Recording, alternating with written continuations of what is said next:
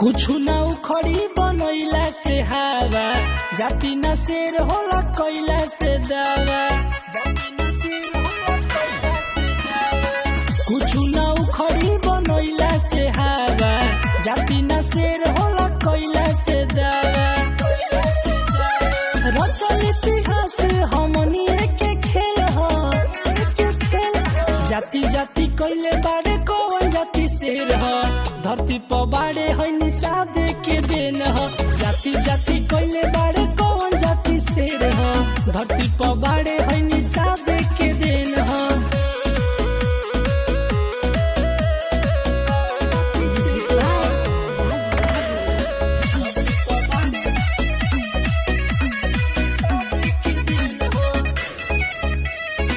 जौना के कुछ नहीं खे अवकात रे, सोझा में उहो बनता बदमाश रे।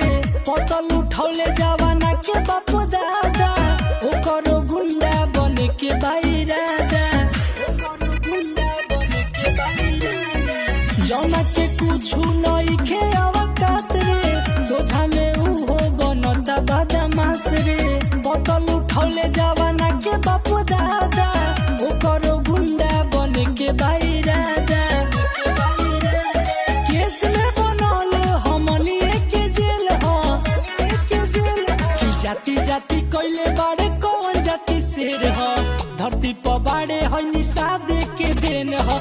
जाति जाति कैले बाड़े कौन जाति शेर ह,